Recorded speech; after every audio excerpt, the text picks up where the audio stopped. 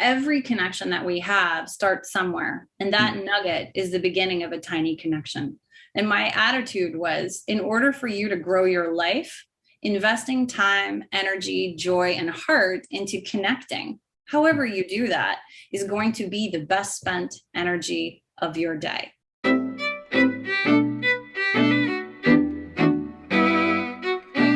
Hey, this is Frank Schaeffer, and you are watching and/or listening to In Conversation with Frank Schaeffer, which is a podcast and a Facebook Live event, and then goes out on the interwebs, all the places things go. So I'm going to be talking today with someone who has written a book that basically has a title which sounds like a line from something I tell people all the time that I believe in. So it's sort of, I love this title. The person I'm interviewing is Jen Nash, and the book is Big Power of Tiny Connections: How Small Interactions Spark Awesome Outcomes. And there's the cover. I have one here too, but anyway, I'm going to ask you to hold it up again in a minute. We will link to this book so you'll be able to get it and order it and all that good stuff, and we'll be talking about it. Jen, let me just ask you about yourself before we get into the book. Give me a little bit of your story. You know, my story is I come from an evangelical background. I left it. I'm a writer. I got Jeannie pregnant when we were 17 and 18. I have 3 grown children and 5 grandchildren. That's the story. Tell me about yourself a little bit on the personal side, and then let's get into the book. Yeah, having swum through your book, I am familiar with your background, your epically interesting, diverse background. So I'll match your diversity with, while sort of blonde and blue-eyed, I was raised in Asia. Just to really confuse things, I was sent to French school because my mother, who was American, and my father, who was Australian, wanted perfectly Canadian children. Are we following any of that so far? Yeah, that makes a lot of sense. And I think this will really resonate considering everything that's happening. My mom moved to Canada at the age of 26 because she didn't like where things were going in the US. It was, you know, the time of the Vietnam War. And she was just like, oh, Canada, this is it. And she never went back. Like she literally never went back. And so this Ivy League graduate just settled in Canada, and she spoke 4 languages when she graduated Vassar. And she was like, I'm just going to keep this legacy going. So my brother and I speak French, and we grew up around the world. And I, believe it or not, graduated Canada at high school in Canada. And then I moved to New York, much to her chagrin, and went to art school here. And I've had a love affair with New York ever since. So, and you're in New York right now as we speak? You're at home. Yes. And what, aside from writing books, and we're going to get into the book, but let's just go a little further. After art school, what have you been doing besides writing this book? Just talk a little bit about your life. Yeah, there's a few decades to cover in there. Yeah. For sure. So I went to art school, became a financial reporter because, you know, that made perfect sense again. And then ended up working in advertising, which was my master plan all along. Thanks to some interesting sort of career choices that I made at 16, believe it or not. And I became a creative director for big brands like Apple, Adobe, Audi, Porsche, Hershey's Chocolate, Keurig Coffee, good and bad brands, all depending on how you look at them. And I loved it. You know, I loved building digital brands, shooting commercials, and that was a big passion of mine. I've also been working in real estate, buying, selling, flipping, owning, managing. So that's like a very random side hustle. But I've always been very aware that if you're not inheriting money, you need a plan. And I was not going to be inheriting money. So I have a plan. And you know, it's interesting. It was just before the pandemic, I switched gears. I started to mentor. I have a real passion for supporting women and supporting financial awareness, and teaching women in college, out of college, about negotiating became something of a calling for me. So I started mentoring and coaching. And over the last 4 years, that's really evolved into being a full-time executive coach specifically for female leaders. And I do corporate trainings around connection and masterful storytelling. So it's all sort of come together in an interesting evolution.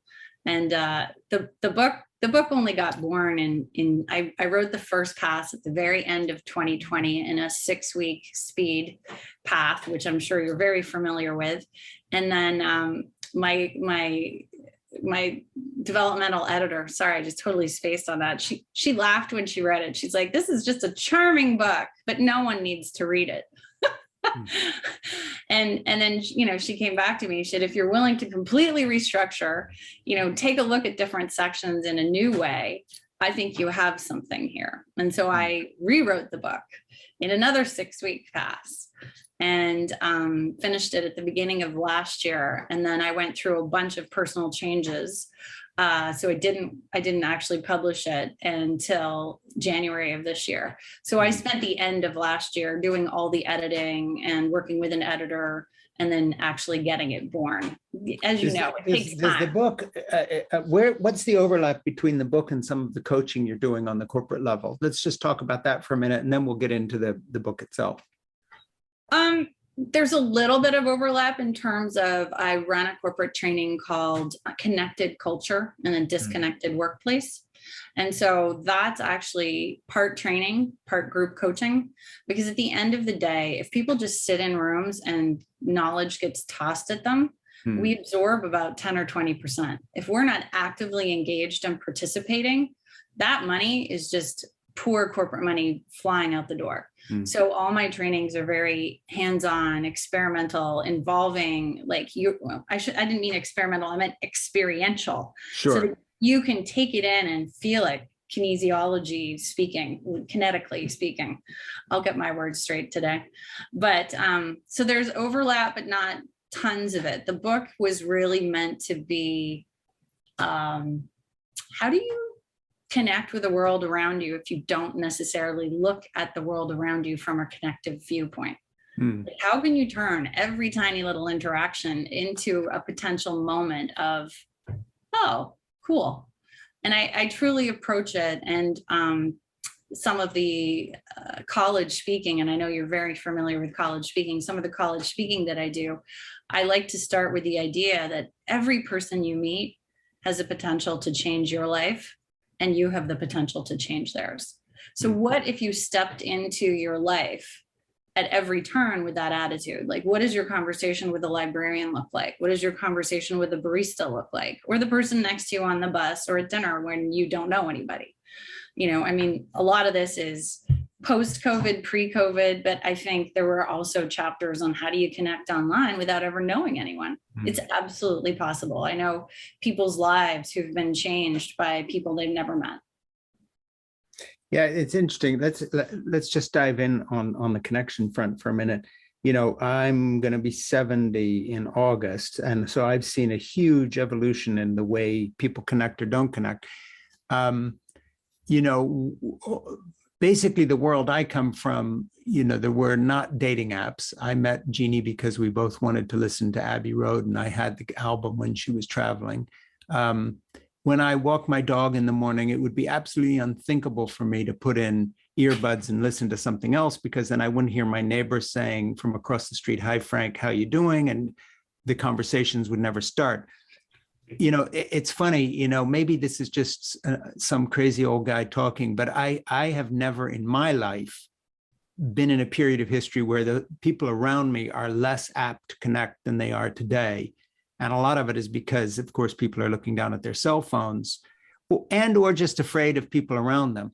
So let's kind of start there, because the world I come from, just pre-internet and pre-cell phone, I have had terrific conversations on airplanes. In fact, one of my books starts talking about this opera singer I met who really changed my life, and I changed her life, and we've become great friends. And she and Jeannie and I and her husband and kids, we're very close. Well, it started because neither of us had earbuds in. We weren't looking at a screen. We were talking.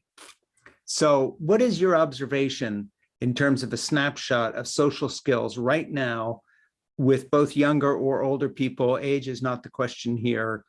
Either fearing and not connecting to people around them, and or technology, which was supposed to connect the world, actually separating us in ways that I'd never experienced in my lifetime. And I've done a lot like you have and been all sorts of places. I've never seen people living in more isolated bubbles, unrelated to COVID. I mean, just physically the bubble, the electronic bubble we put around ourselves. How do you react to that? And what would be your view on that as it relates to your book, but just to the larger social question we face now in terms of connectivity and social skills? Long question, but I'll let you riff for a long time on that. And I think you can tell us about your whole book as a result. Actually, I was going to ask you if you had to just sort of synopsize your question. What is the heart of where you want to go? You mean in this talk together? No, I mean, just in that question, because in an essence, what I'm hearing you say is technology, instead of bringing us closer, has created, I don't think it's created physical space, but it's created visual, mental, and emotional distance that's unimaginable. And I'll throw one other thing in here that I want you to consider. And we're of different generations too, but you've lived all over the place and done crazy things. So you will have experienced this. In my experience, my best moments of life, and actually what turned out to be most meaningful, were the unplanned serendipitous accidents that I was present and accounted for and therefore able to follow up on. It was never the big plan. So, and I think once you would remove that serendipitous accident phase of life, you're in trouble. And I think a lot of the dating app thing, the idea of me scrolling through somebody's profile before I decided whether I wanted to talk to them on any level of life, whether it's a neighbor who's moved in next door or someone I wanted to date, is just unimaginable from where I come from, both generation wise, but also in terms of personal taste. I'm not just talking about dating apps, I mean the whole thing. So, it seems to me that the flood of information is so intense now, where you Google people, you meet someone casually, then you Google them to see more about them rather than having an organic kind of connection. How do you relate to all that? Because I think your title, The Big Power of Tiny Connections, How Small Interactions Spark Awesome Outcomes, how is that possible in today's world? So that would be the biggest question I would ask you in terms of the book, just the possibility of doing what you're talking about in the title. I remain firmly optimistic. And I do tell a story in the beginning of the book about how this friend of mine went to a yoga class and the yoga teacher doesn't show up. And the class, after about 10 minutes, everybody sort of congregates in the middle of the room. They're milling around, they're chatting, like they're trying to decide, did they just do our own practice? Did they leave? And this young 27-year-old turns to my friend, who's an incredibly attractive woman, in her late 40s, but you can't tell she's Asian. So she looks sort of timeless. And he asks her, what's your Tinder handle? And she just looks at him and says, why? And he's like, well, so I can ask you out. So like in that moment, I thought that story just encapsulated the confusion everything that we're experiencing in this time. Yeah, so, she's standing right in front of him. Right. He's standing right in front of him.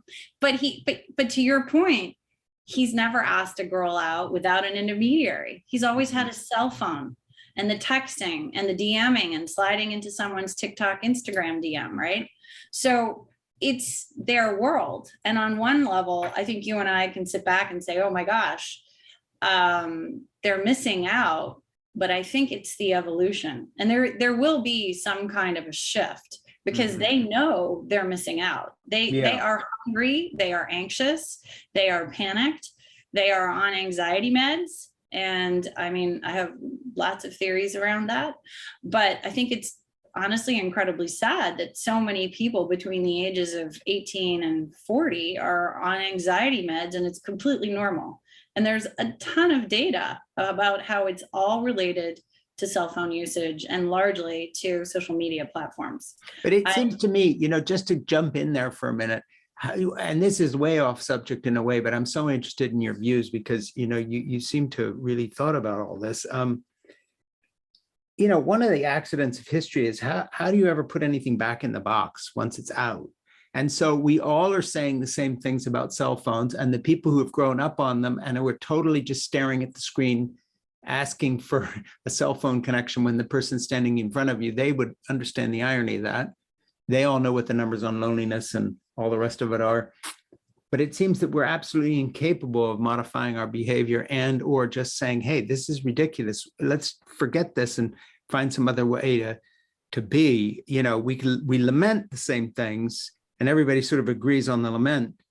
I haven't heard anybody come up with anything realistic on how to actually modify things or change them or get rid of them to the point where it would help people. So this is where I think your book comes in. And I think your concept of time for mothers and time for nurturing and the importance spent around having the time to care, because I think that the true courage moving forward is going to come from mothering, whether it's done by a man or a woman, because you make that distinction beautifully. Sure. Nurturing coming from firmer no's. The lack of restriction that parents are putting in place is, to me, quite shocking. And I've had this conversation with many parents. They feel very judged and they're like, what do you know?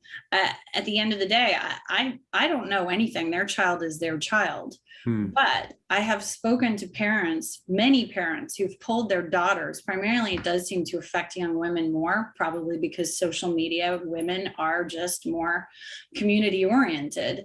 Pulled out of college because they're just too anxious. They're having panic attacks. They're just not doing well. Yes, these kids do get help and they get back, you know, into society eventually. But at the same time, I'm so sorry that that's this child's experience. Meanwhile, to juxtapose that, I have watched people in my extended family who were not allowed cell phones until they were 16. These were kids who sat, I'm sure most of you have awkward family mandated events. And for me as a Canadian, we had Boxing Day.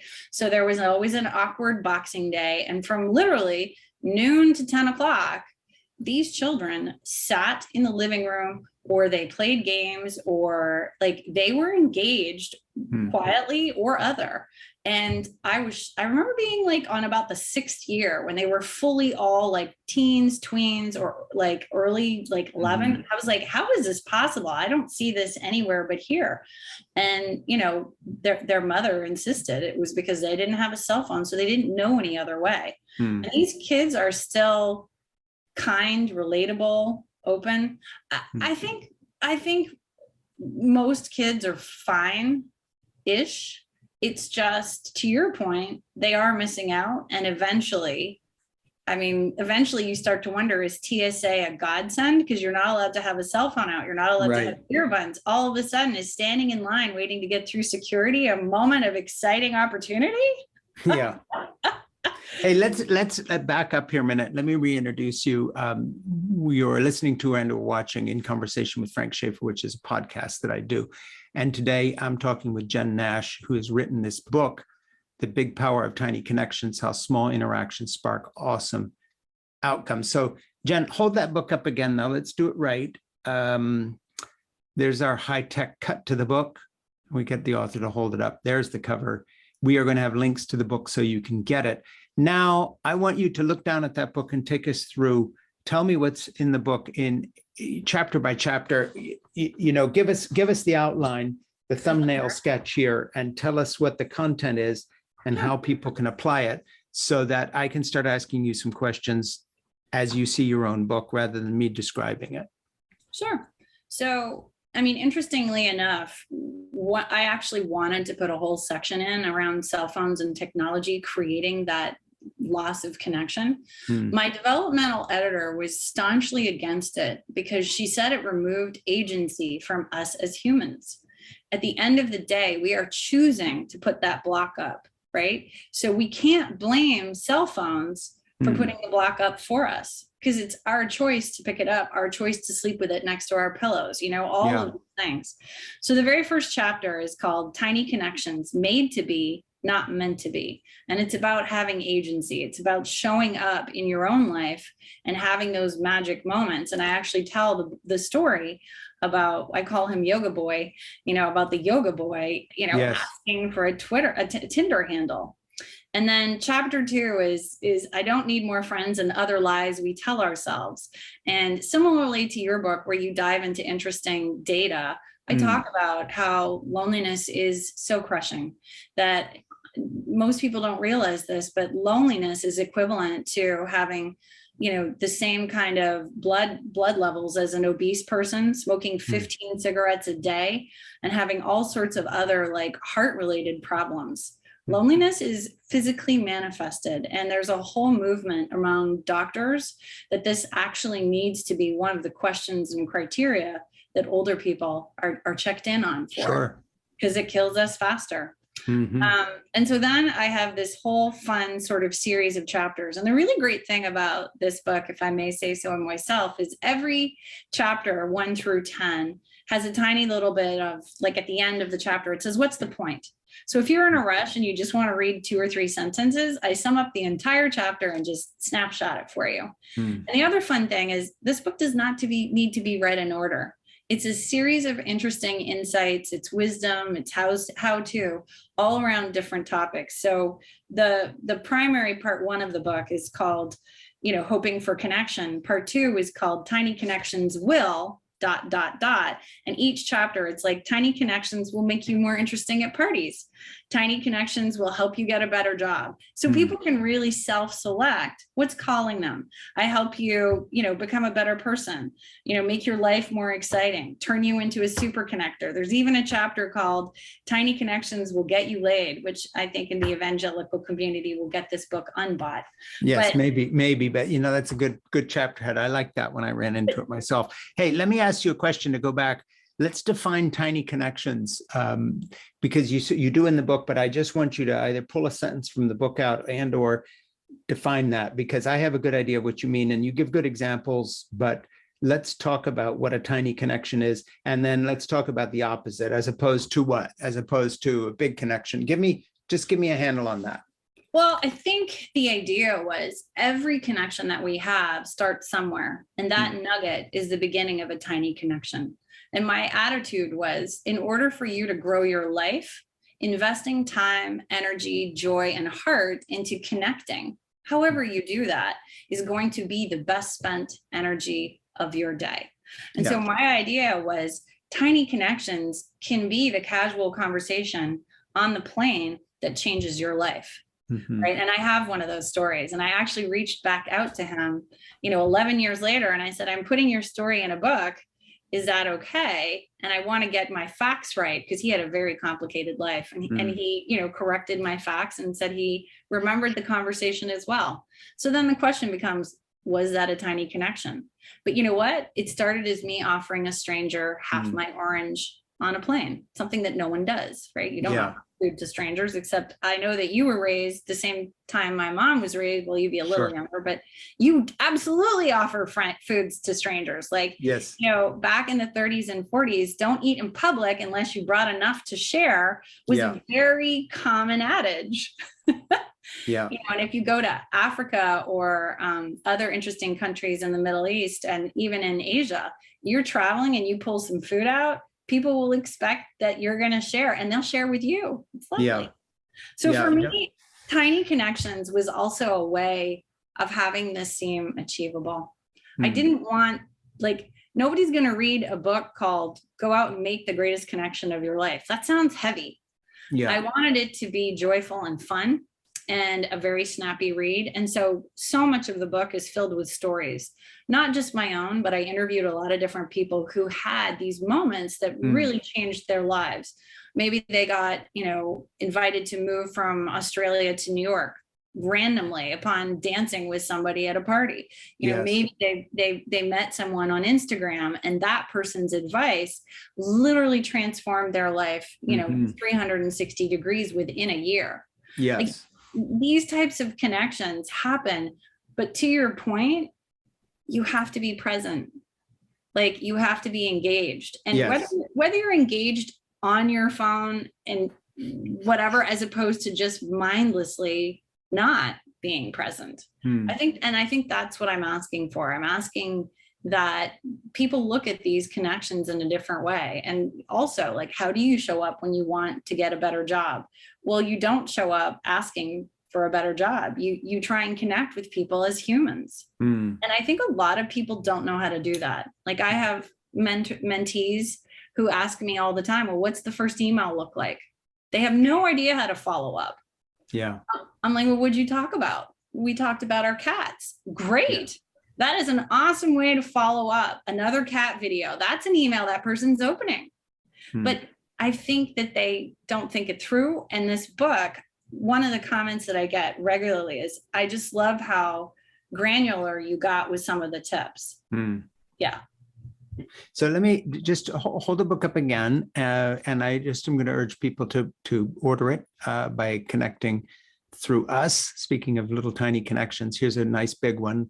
The Big Power of Tiny Connections. And order Jen's book. You'll be able to click on it wherever this is showing or playing. Let me talk to about another aspect of tiny connections that really turn into very big things. It seems to me that something I've written about, and you touch on as well, in terms of the physical changes we make in our bodies through loneliness. Of course, there's a flip side to that, and that is there's all sorts of studies that show, for instance, that grandparents my age who are doing active child care for grandchildren, there's a big thing in the Berlin study, something I quote, that it's the single biggest predictor of a longer life as giving up smoking. It's, people live 5 to 7 years longer. And it isn't just because of the altruism and the joy. There's the physical activity, the mental engagement. Something that I think is a big point about your book as well, that's a sort of a side benefit that really needs to be thought about, is we get all these studies showing that when we do something for someone else, in terms of the joy it produces in our life and the uplift and the happiness, it lasts so much longer than, say, acquiring a new material possession.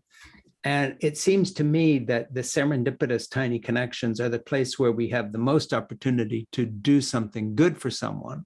And if we miss out on those, it's going to have huge and eventually devastating effects on us, because we never put ourselves in a position where we're actually doing something for an individual. So that could be in a chance encounter. It can be paying for groceries for somebody who's run out of money in the line, or their card isn't working, whatever it might be. But the kind of joy we get out of altruistic acts, spontaneous, that come from those tiny connections, is something else that goes away if we have no ability to make them. So, if you don't ask someone how they are when you're meeting them, and you don't learn about them, when they do have a need, they're never going to tell you about it because you're a stranger to them. And this could be a neighbor you see walking a dog, somebody who lives in the same building, somebody who works in the restaurant you go to, whatever it may be. Talk a little bit about the opportunity to help people in an altruistic way that rebounds well on us and our health through tiny connections that let us know what other people need, that we can then do something about on a small level, big level, or a small level. So I think your question is twofold, because in your question I heard, if we always are connecting on a superficial level, we're never going to get to a point where anyone would ever ask for help. So how do we get to that level, right? And I think vulnerability, which Brene Brown is doing such a beautiful job of bringing to the surface, is key. And then it's funny because there's lots of points in my book where I suggest being vulnerable about what you're feeling is one of the greatest icebreakers possible.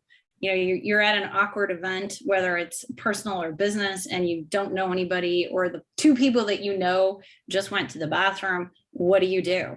I suggest being really honest, walking up to a group of people, drink in hand, and saying, hey, my two friends went to the bathroom. I'm standing here feeling like an idiot. Can I join your conversation? Yes. It's incredibly honest, but immediately you've let your guard down. And it's possible that someone's going to welcome you and share a vulnerability of their own. Yeah. And I think that happens as well. So instead of crossing your neighbor and saying, hey, how are you? Or something expected, you could say, I wanted to deepen our conversation. I wanted to ask you something more personal. And depending on how big you want to go, Ask them the last time that they cried. What made them cry? Like, go there. Or say, what makes you belly laugh? Like, what brings you the greatest joy on a regular basis? I've been thinking about joy lately. And like, try and expand what you talk about, because then you're actually going in.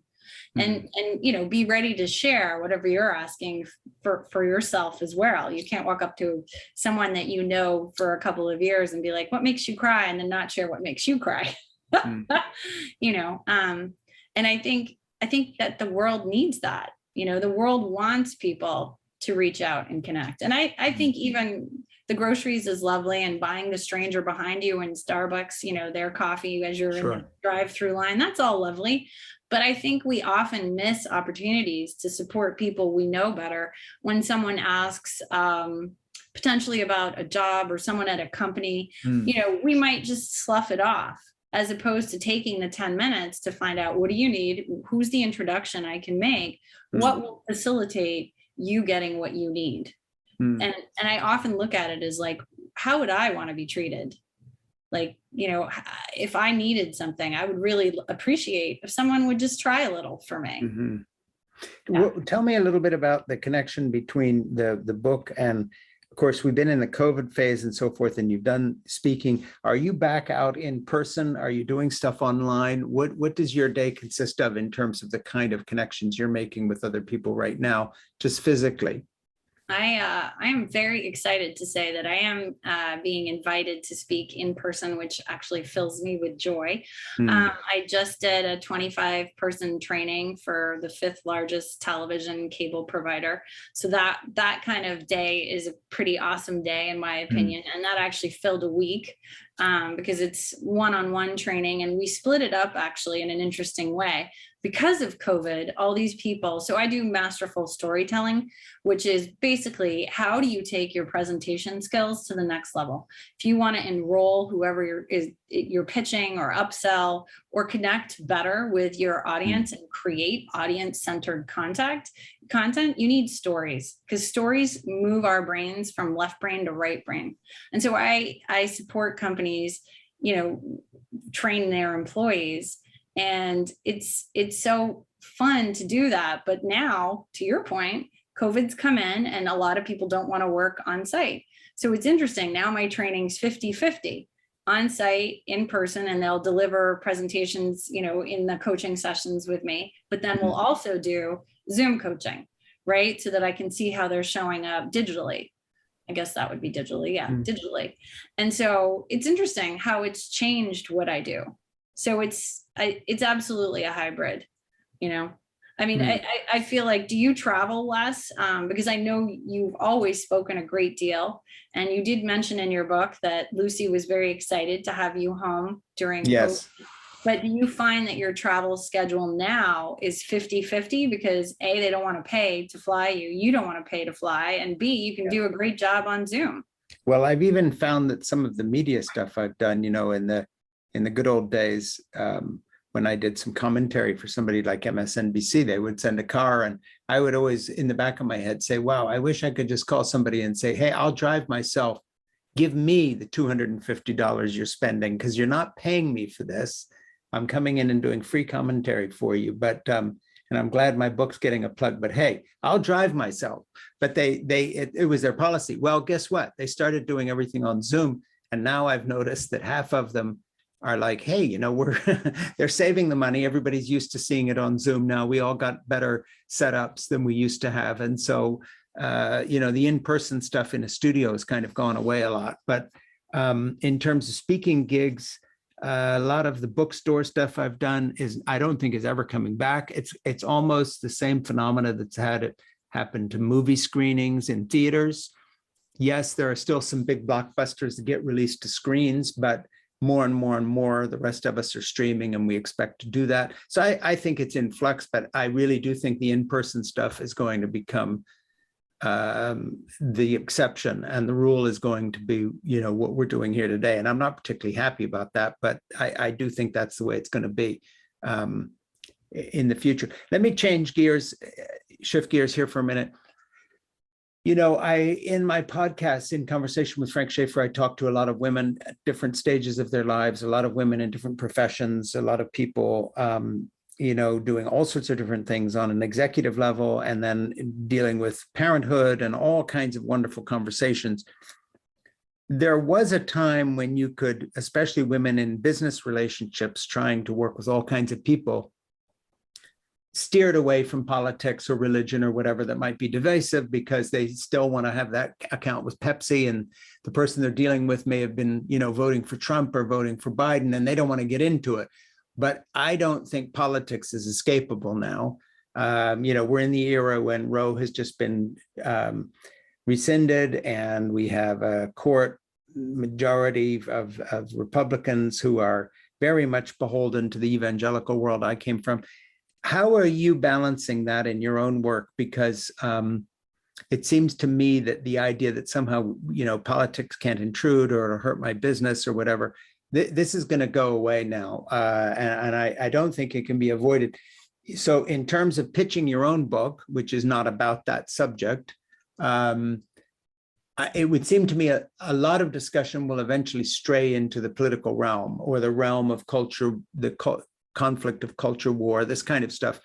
Are you getting more of that now yourself? Are you having more conversations like that? Are you being asked more questions? Are you finding it inconvenient or unavoidable to have a kind of, well, this is my corporate thing, we're not doing politics here, we're doing relationships and personal stuff? I just think those worlds are going to change because of just what's going on out there. I mean, at a certain point, you've got to just face reality and say, no, the world we're in right now demands some sort of political conversation. How do you feel about that? I'm not trying to put words in your mouth. This is not a rhetorical question. I'm just asking you. I mean, I think the world we are in does require a conversation. And yet, I mean, I have when I'm feeling out a new business opportunity, we're not talking about politics. We're always talking about the corporate need that they're facing, which is usually, I mean, right now the thing is retention. It's slowing. People are quitting less. And I think the talk of recession is going to keep asses in seats as they were. Yes. And it's interesting because I do wonder. So my chapter titled Tiny Connections Will Get You Laid, I thought it was fun, and I thought it would encourage someone to realize the energy of the book. The chapter actually doesn't talk about sex at all. It talks about connection. What is real connection? Sure. And that's like, how long do you hold a gaze with a stranger? How do you gauge reactions with strangers to, like, a hand on a wrist? It's a very chaste chapter, really. Yes. But I had a conversation with a financial advisor who's, a very lovely woman, and she was all excited to gift my book until she saw that chapter. She's like, oh, I absolutely can't. So if that chapter, which is totally benign, is off-putting to the financial community, and obviously, I mean, I also have friends in the Mormon sphere, and they were like, oh, absolutely not. And all it is a chapter heading, right? It's just the word sex is referenced in a slightly, out there kind of way. I think, to your point, this society is still rolling around in a dusting of puritanical, righteousism. I don't know how else to say it, Yeah. And it impacts you even in little unintended ways, like a chapter heading sudden comes back and bites you in the sense that you didn't see how, it gets taken that way, because everything is so intense right now. Yeah. And I mean, I thought about republishing it, but I just don't think I care enough. Because at the end of the day, like what is selling an extra $50 going to do for me? I mean, please. I had an interesting thing a couple of weeks ago. A friend of mine who makes films and does interesting things for a lot of, political heavy hitters, and did things for Hillary Clinton, and has done stuff for the ACLU, all sorts of stuff, information pieces on green energy, all kinds of stuff. Did a 15-minute piece on abortion about 3 months ago, just in terms of how this is all moving. This was before the Supreme Court reversed Roe, But because she had a progressive commentator narrating it, who started talking about, mothers and women and so forth, she was getting corrected from people further to the left than her or on the progressive side in terms of, well, look, we can't use these words now because that doesn't include trans people, et cetera, kind of a shifting target of the way the English language is being used as a political tool on both the left and the right. As a writer, I don't like that any more than I like the idea that everything is cultural appropriation. If you write a woman's voice in a novel and you're a male, or if you're a white female and you're writing a voice of a Latino woman, whatever it may be, at a certain point, there's no art, there's no dialogue, there's nothing. I mean, that's why it's called acting. If we get so, I don't know how nitpicking about this. So I guess my point to you is it's not only coming from the right. I think these days, there's a lot of folks on the progressive side that are just as fundamentalist in their views of how to use language and what's appropriate. And it's a shifting target, almost a kind of a virtue signaling, that you signal you're kind of in the in group because you've got your language for that day correct. And it's always changing. I don't know if have you run into any of that? I mean, I think corporate America is still trying, like, for instance, Juneteenth, one of the largest ad agencies in New York put out an email, which I was pretty shocked to see, that said, "This is a celebration of everybody's independence." I'm like, no, I think according to Wikipedia, this is a celebration of, African Americans' independence. And it was interesting. So they're trying to backwards, I guess. I don't know if I could call that whitewash, but it's definitely not greenwashing it. So sort of reverse engineer it. Yeah, reverse engineer it, which it seems inappropriately timed. Like maybe in 20 years you could pull that off, but it's still too fresh, Yes. I, to some degree, live a little bit in a bubble. So I don't interface a lot with, the diversity and inclusion talks, but that is such a hot thing these days. And on some level, here's what I'm thinking. These, I don't know what we call them, these people, I guess these people, or however, that these classes of people, there we go. These classes of people have been marginalized for so long that in order to get their time and be heard, the spotlight needs to be extra bright. So we're gonna learn as we grow. And as the lights come up and everything is very bright, and all of a sudden, to your point, there's no room for art, and everything got very nitpicky, and all of a sudden our sentences are unreadable because there's just way too many, descriptors. Yes. I think there'll be a pullback. But at the same time, we need to have that expansion to uncomfort in order to perhaps find a happy medium where everyone, not just happy white people who are heterosexual and have 2.2 children, and never consider having an abortion, live. Yeah.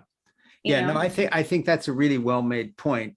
And you put it very well. I just have been around the block enough to see things come and go and realize that in every social movement, there also is an aspect of kind of groupthink and a fad. What's left when that passes is the real thing. But in the moment, when it's all coming to the fore, is never when you can really see clearly what it is. And I, having been through the 60s and the 70s and various permutations of social and political movements and what's cool and what's hip and then what isn't, I've seen things come and go before. And I often think that the message of an older person to a younger person in that context is, it's never quite what it seems at the time. And of course, the law of unintended consequences is always 100%. It's never going to turn out as you expected it. And good intentions often some lead to things that are not, in the end, become very awkward and difficult. That's the only point I'm making. But I think your idea about you need an extra bright light on something when people have been marginalized is a very good point. And of course, that is something I agree with. So let's talk a little more about the book in terms of what you do day to day to bring this to people's attention. You speak and you talk. Now, is this a book that you're able to use?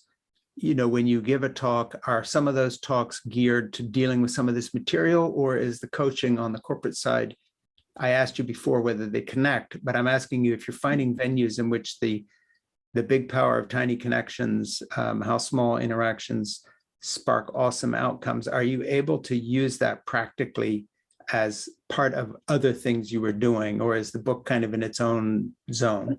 The book is mostly in its own zone, but there's nuggets of the book that I guess I consider bricks in my wall of what I do. So for instance, with I work with, I would consider them geniuses, very left brain leaders who are exceptional at what they do.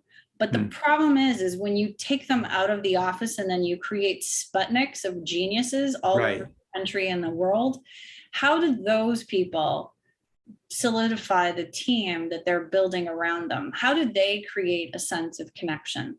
So leveraging, the humanity of the book, but then twisting it with group coaching and one-on-one coaching, I support people leaning into their human side, and leaning into their vulnerabilities when it comes to how you show up for your one-on-ones and your group roundtables.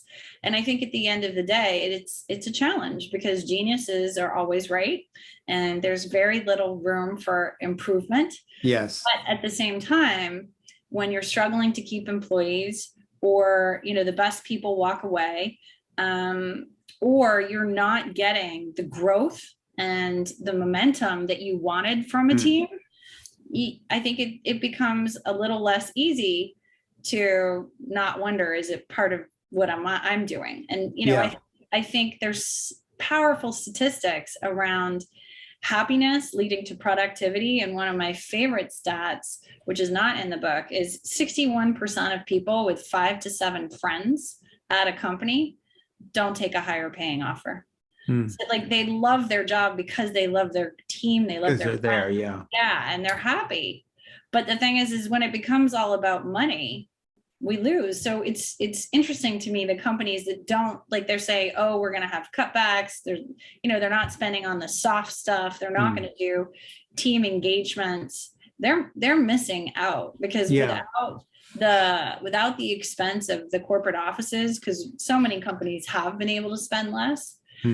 What are you doing with that money that's really supporting people? And I think it all comes around to, how do we save ourselves as a community? And I love your last chapter where you talked about this utopian vision of what this world is, what America would have. And I think if more companies really thought about, how do I empower and promote every person here as though they were someone I deeply cared about, they would find not only their corporate mission advancing, but they would find those people thriving and staying. And sticking around. Yeah, absolutely. Which brings us to things like paid parental leave and the fact that here in the US, when you compare us to every other developed country, and this is not news to anybody, but I'm just wondering from your point of view, why is it that corporate America is not demanding as it would if it understood this on the sort of happiness side, if people stick around and do a better job? What is this time lag between what corporations do for people and even worse yet, when it comes to everything from the minimum wage to paid parental leave and these other things? How do you read the situation? I mean, you've got your Canadian connection, so there's alternatives to this, because in Canada they do this better, and in Europe better still. France, full year of paid maternity or paternity leave. I mean, what's wrong with this country that we talk about all this in terms of just weeks and then nobody takes it, or it doesn't even get made into to law? I mean, what is the problem here? What is it about the American situation? Because these other countries are capitalist countries. They're not, these are not communist states. Everybody owns stuff and they invest. But they are way more socialist, and that's the problem. Americans look at that and they go socialist. Literally, Harvard education people think socialism is equal to communism. And I'm always like, you do understand they're not really aligned. Socialism is putting the good of all man first, not one man first. Capitalism, there's some super rich dude way out ahead of the pack, and it is most likely a dude, although congrats to the Kardashians for giving them all a run for their money. And he's way out in the front, and here's the weird thing. This is what I think the distinction is. and this is all just in my little world made up, I think we've bought into the dream somehow that when we watch him and we cheer for him, we too could get lucky and win the lottery. Yeah. So this weird American dream piece of pie that got sold in, after the Depression, that we will rise again, and that like everyone has the potential somehow of getting American lucky, and American lucky as its own sort of star-spangled goodness to it. Whereas I think the rest of the world, honestly, like, I think there's a lot to be said for inherited education. My parents went to school, I go to school, and I know you didn't get a high school degree, but you could have at this point, like, they have inherited wealth, a lot more inherited wealth. There's a lot less emphasis placed on consumerism. Yeah.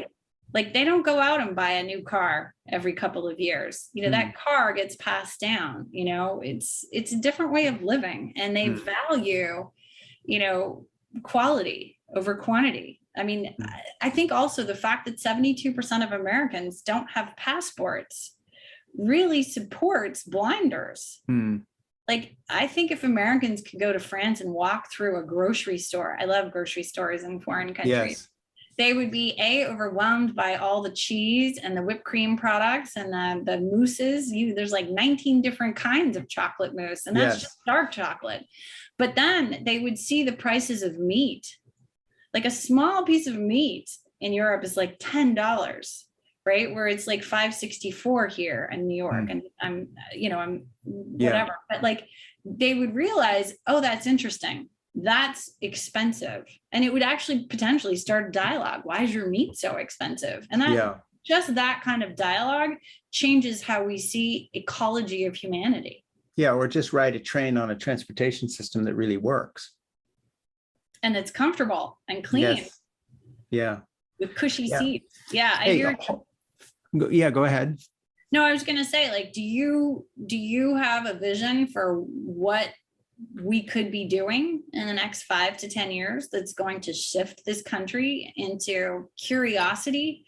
Because I think there's just this rhetoric of we've got it right, and we don't have it right. My sense is we're going to have to redefine what we mean by the word success. And as long as we define it by job title and income, it's always going to be this, as you put it so well, this sort of dream of the American dream, where maybe we could get lucky and win the lottery, rather than let's have a world in which people are taken care of and are happy and not so lonely, and where there's a safety net beyond which you can't sink, whether it's a minimum wage or paid parental leave. So, women aren't going back to 3 jobs, low paid jobs, to make ends meet while her C-section is still healing. And, she's in the back of the restroom in a McDonald's changing the bandage because, she was given 3 days at home after a C-section. I mean, we're living, we've created an inhuman culture that is really tough on people, and of course on caregiving and parents, radically tough on that. I think we have a time of great opportunity for your book, my book, other things, to speak to people, because I think there's a great reconsideration going on of just that question. What do we mean by success? And if it really is always just the job description and the money, I think that's really become a dead end for a lot of people. And a lot of us are looking for ways to change that up. And I think your book fits in with that, because it has a vision of life that's not just all about money. Yeah. And I mean, it's interesting. When I was writing the book, I was actually engaged to someone who was very wealthy. And I honestly thought, as that relationship eroded, I realized I could give a TED Talk with such certainty and clarity on how money does not buy you happiness. And I was literally like walking on the most beautiful beach in the world, in Turks and Caicos, and just marveling at how lonely, like bitterly lonely I was, and how all the dollars didn't matter at all. And at the end of the day, I would rather have connection, community, and strive for something I believed in. I mean, to some degree, it's creative ideals, right? Mm. Yeah.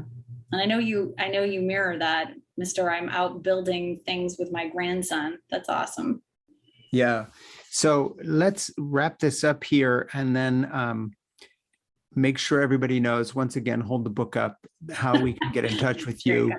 Take a look at the book, The Big Power of Tiny Connections, How Small Interactions Spark Awesome Outcomes. And Jen, we will put links that you will give Ernie, my producer, so people can reach you or buy the book. We'll put everything up wherever this shows, so people, you will be able to get in touch with you easily.